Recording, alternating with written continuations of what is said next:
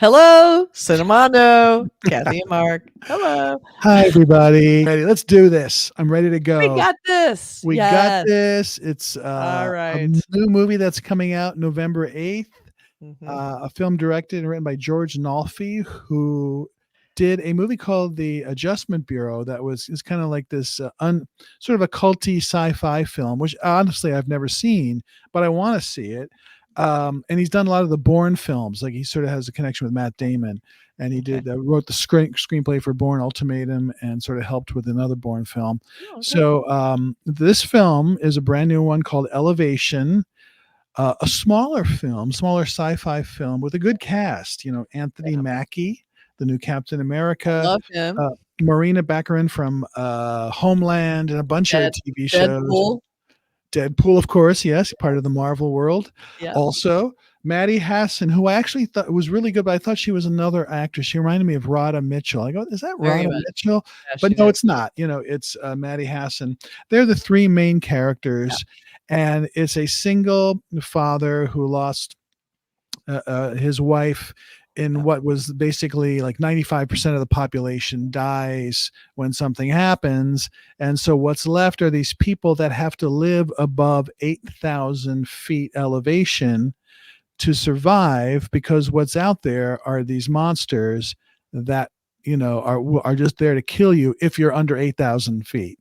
So you've got Right. to sort of stay above that line. And they have Yeah. in the film early on, you see like these poles and sort of this white rocks and saying that's the goal. Don't go below there because these monsters will come out and wreak havoc. So It reminded me of that movie we reviewed. It was called Monsters and something. Do you remember? It took place in the mountains and the big monsters. Let me love and check. monsters, love and Hold on. monsters. Love and Monsters, yes. I really Right. like that. So, I was kind of on board for this movie because I love wilderness type horror movies. I love stuff like Out in Cabins. And I like this too because it didn't overdo the apocalyptic thing. It just felt like people had gone back to living in a more primitive way. It didn't feel you're not seeing a bunch of destroyed cities and destruction like that kind of depressing kind of apocalyptic. It's more like this is how we survive now. Now, granted, there's monsters, but that's the cool part of living in this apocalyptic time. Right. So I love that, and they open it with a great scene of this monster chasing this little kid, which was really well done, like Really really well. well done. Yeah. And I was like, ah. And then you find out later he has an illness. He Some has sort of oxygen levels in his lungs are really low. Like he can easily overextend. His lungs could collapse. So he has this right. health issue, which would be just awful if you were in the apocalypse. So we And have a especially at few. that high elevation where you with Yes, air where is thinner. breathing is hard enough. So I like that they had a few kinda almost ticking clock type things, like, how long will the kid be okay? And then that becomes the crux to the film, where they have to go find this, They have to go oxygen or something. right, they have to go to Running out. Boulder. They're Yeah, like somewhere outside of Boulder, Colorado, and they have to go to the hospital where they know a lot of this stuff is that will help him yeah, survive. So the father, Anthony Mackie's yes. character, says, "I'm going." And Yeah, then these the two women say, "We're gonna no, you're not going to go alone. You're going to go with us. You need our help." And which, that's of right. course, he definitely does. Of course he does, Yeah, and he has this brilliant idea. So instead of going over the mountains, which would take a lot of time but would be safer and, dangerous because you're going to the mountains, they just, like, cut through the mountains, through the mines, because that would be faster and quicker and a right. lot more dangerous. So they have, Well, like, kind of the mines, you know, they're not straight across. They can oh, dip a little bit. So they know that, hey, at a certain point, it dips below 8,000 and oh, those monsters can survive. and So you're that one, trapped. You're in the you- mine. There's right. only 2 ways to go, toward a monster, away from the monster. That's it.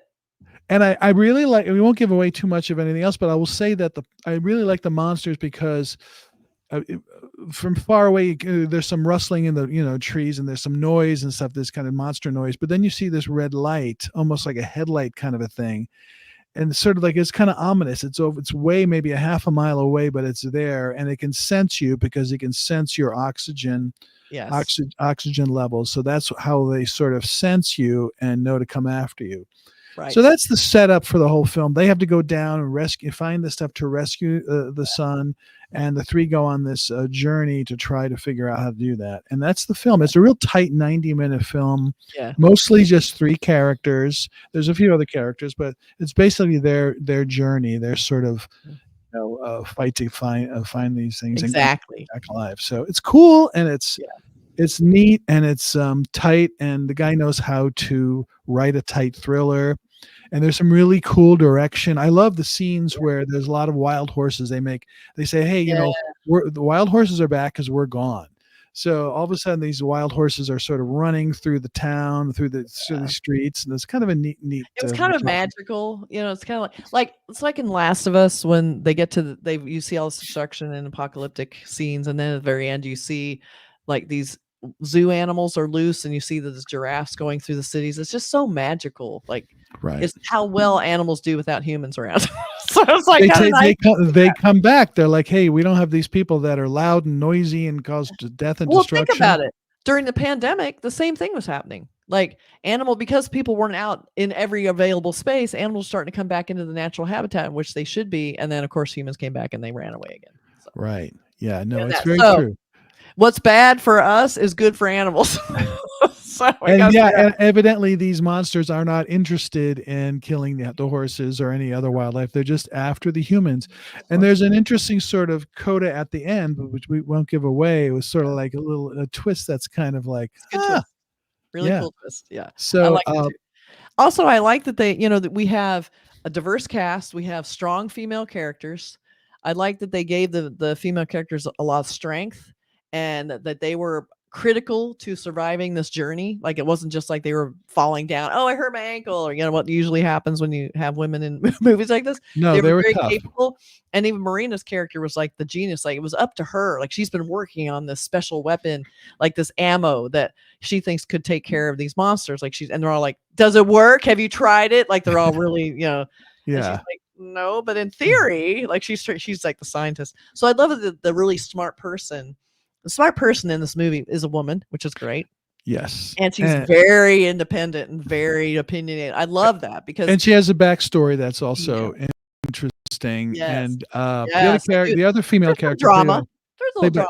Yeah, Maddie Hasson, who plays the other female character, also is very tough.